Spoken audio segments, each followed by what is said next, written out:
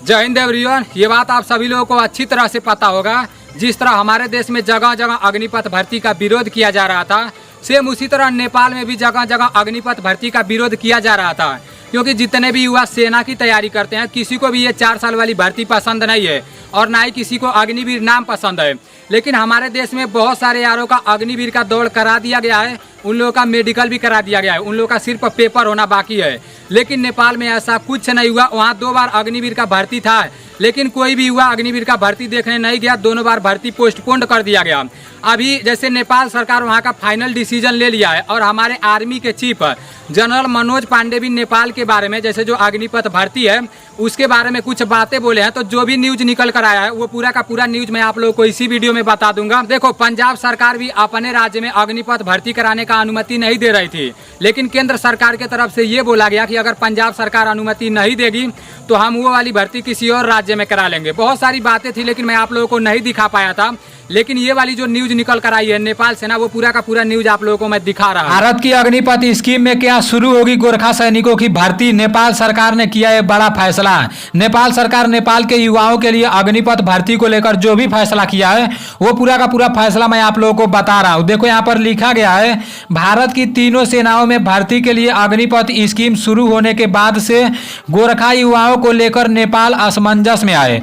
अब उसने इस संबंध में बड़ा फैसला ले लिया है और जो भी फैसला लिया है वो पूरा का पूरा फैसला यहाँ पर है। देखो, यहाँ लिखा गया है, भारत की तीनों सेनाओं में भर्ती के लिए शुरू की गई अग्निपथ स्कीम के मुद्दे को फिलहाल नेपाल ने ठंडे बस्ते में डालने का फैसला किया है। नेपाल ने कहा है कि वह इस मुद्दे पर इस साल नवंबर में होने वाले चुनाव के बाद फैसला करेगा। जैसे नेपाल में नवंबर में चुनाव होने वाला है, जब चुनाव हो जाएगा उसके बाद से वहां पर अग्निपथ भर्ती का जो मैटर चल रहा है ना, उसके बाद से अग्निपथ के बारे में वो सोचेगा।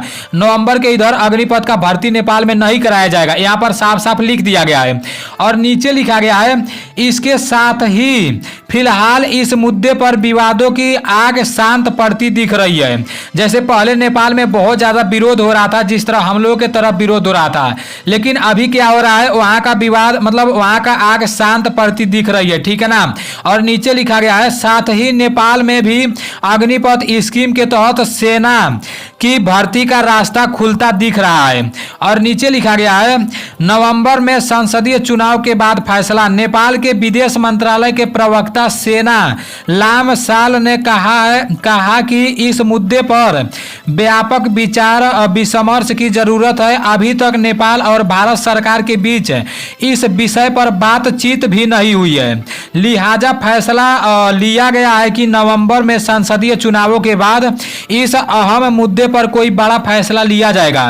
नेपाली विदेश मंत्रालय का यह स्पष्टीकरण भारत में तैनात नेपाल के राजदूत शंकर प्रसाद शर्मा के उस बयान के बाद सामने आया है, जिसमें उन्होंने कहा था कि अग्निपथ स्कीम पर भारत और नेपाल के बीच बातचीत जारी है। आर्मी चीफ ने नेपाल को चेताया। जैसे हमारे जो आर्मी के चीफ हैं वो नेपाल को क्या बोले हैं वो भी यहाँ पर लिख दिया गया है। इस मुद्दे पर नेपाल की हिचक और काठमांडू में सेना भर्ती रैली में हो रही देरी को देखते हुए भारतीय सेना भी सख्त हो गई है। Army chief general Manoj Pande ने एक कार्यक्रम में बोलते हुए कहा है कि अगर नेपाल सरकार नियत तारीख तक भर्ती की मंजूरी नहीं देती है तो नेपाल गोरखा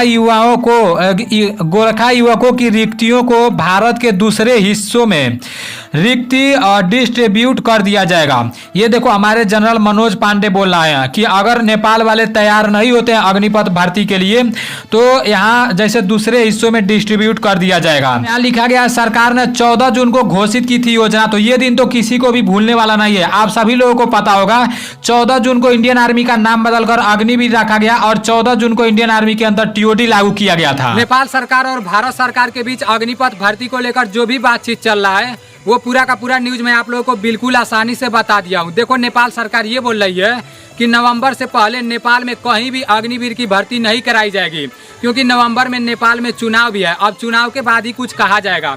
तो हमारे आर्मी के चीफ जनरल मनोज पांडे ये बोले हैं, अगर चुनाव के बाद आप कुछ नहीं बताओगे तो फिर वहाँ की भर्ती को कहीं और करा दिया जाएगा, लेकिन भर्ती तो अग्निवीर के तहत ही कराया जाएगा। ये हमारे जनरल मनोज पांडे बोले हैं, ठीक है ना।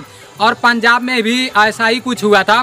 वहाँ के जैसे वहाँ भी अनुमति नहीं मिल रही थी अग्निपथ की भर्ती कराने की, तो वहाँ भी ऐसा ही बोला गया था कि अगर अनुमति नहीं मिलेगी तो वहाँ की भर्ती को कहीं और करा दिया जाएगा। वो न्यूज़ मैं आप लोगों को नहीं बता पाया था। देखो, इससे ज़्यादा कुछ नहीं कहना चाहता हूँ भाई, पहले जैसा इंडियन आर्मी नहीं रह गया है। जितने भी भाई हमसे जुड़े हो ना, देखो दिसंबर में SSC GD की बहुत सारी वैकेंसी आ रही है, तो आप लोग अभी पढ़ने पर थोड़ा फोकस कर दो। मैं मानता हूँ दौड़ते दौड़ते दिमाग मोटा हो गया है, अभी पढ़ाई में मन नहीं लगेगा, लेकिन धीरे धीरे सब कुछ आ जाएगा भाई। जब मैं वीडियो बनाना स्टार्ट किया था ना, तो मैं इस तरह से बोल नहीं पा रहा था, लेकिन वीडियो बनाते बनाते बनाते बनाते अभी इस तरह से कोई भी न्यूज़ आता है तो मैं आप लोगों को बिल्कुल आसानी से बता देता हूँ, और मैं कभी सोचा भी नहीं था कि इस तरह से मैं आप लोगों को बता पाऊंगा। तो भाई प्रैक्टिस करने से कुछ भी हो जाएगा, इसलिए आप लोग दौड़ने से ज़्यादा पढ़ने पर फोकस करो मेरे भाई, क्योंकि पहले जैसा भर्ती नहीं रह गई है। अब देखते हैं टी आर्मी की भर्ती कब तक आएगी, जब भी आएगी मैं आप लोगों को बता दूंगा, ठीक है ना। चलो ठीक है भाई, मिलते हैं अगले वीडियो में। जय हिंद।